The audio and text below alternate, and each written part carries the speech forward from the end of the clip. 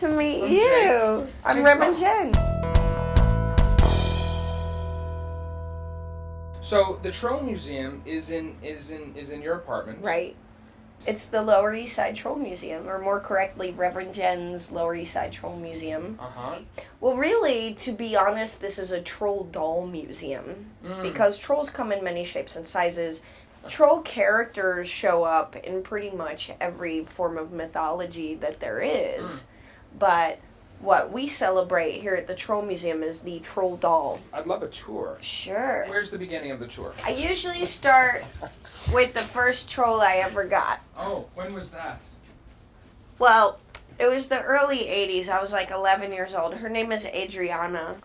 She's an orphan troll, okay? Thomas Dam was this guy in Denmark who carved the first troll doll, which is why you know you have an original troll if it's got the word Dam carved into the back, and you probably wouldn't be able to get this on camera because it's so small. I see, it's legitimate. It says Thomas Dam, 1977, made in Denmark. Let me show you another crazy troll. Yeah. I'll grab it from over here. All right. This is often where the Troll Museum starts, but look at that weird one. Wow. Do you think it's creepy? I think it's odd. I don't have as many trolls as some people, right? Other people have more trolls than me out You know what there. the difference is? I made a museum. If one were to liken the Troll Museum to the Louvre, this would be our Mona Lisa. Have they before? Have the people likened it? Plenty of times, of course. And like the Mona Lisa, its expression is enigmatic, right? Check it out. It's got two heads. Uh-huh.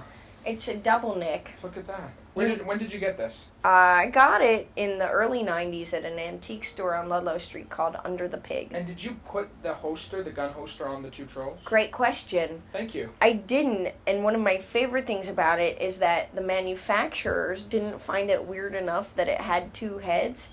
They actually put it in a little cowboy outfit with a holster and a gun. We're going to now go to the south wing of the Troll Museum. Is this Don't fall over. a naked troll? It's a haunted troll. The story behind it is that basically an old lady tried to give this 4-year-old boy this troll, and he refused it.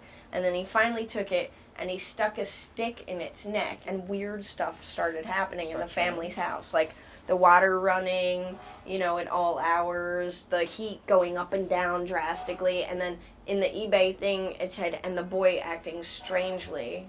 I thought, well, it sounds like he's kind of strange if he stuck a stick in a troll's neck anyway, right? Yeah. And I was the only person who bid on it. They ended up just sending it to me for free to get rid of it. As the curator of a troll museum, Sure. I'm assuming it takes a lot of time. Not that much time. Not that much. You just put them on shelves, announce that you have a troll museum, and then people come. Well, I got this one mysteriously, yes, with this letter. Uh-huh. And I'll just read part of it. Please do. Dear St. Reverend Jen, we found this little guy wandering the high desert near Virginia City, Nevada. He was clearly disturbed but kept murmuring from his madness, Reverend Jen can help me, take me home. After some research, we found he meant you. And we're sending with him his belongings. One soiled blanket. Someone just sent this to you. Yeah, randomly. One soiled blanket, one guitar pick. I don't know where the guitar pick went. 4 photos and a full bottle of tequila. We've made him as comfortable as possible for his journey, but fear he might wake up and drink the liquor. That's brilliant. And when did the Troll Museum start? 10 years ago, almost 10 years ago, September of 2000, I had a ton of trolls, and I thought, why don't I put them all in one room and call it a museum? And then they have an experience. They get to go, I went to the Troll Museum. It was so groovy and weird, and there was all this psychedelic art, and there were like, 300, 400 trolls, and I learned more about trolls than I ever hoped to know in my whole life, and I met an elf, etc., etc. Who's the elf? Me. You're the elf? Yeah, I'm an elf that lives above a shoe store in a troll museum. It makes perfect sense. To me. I speak a little elvish, too. How's that go? Well, I don't have anyone to talk to in elvish, so... What if you had to? I'd probably... There aren't really enough words in elvish to have a really good conversation, but I could say, think, Quenya vaya lambarel trava, stuff like that. Uh-huh. What does that mean? Canst thou speak the language of the elves? No, I can't. Well, then we're screwed. We can't have a conversation in elvish. Jane, can I be honest with you? Sure. I kind of like this world that you live in.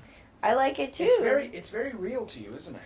It's real. It's your world. It's magical. Can you say bye to me in Elf?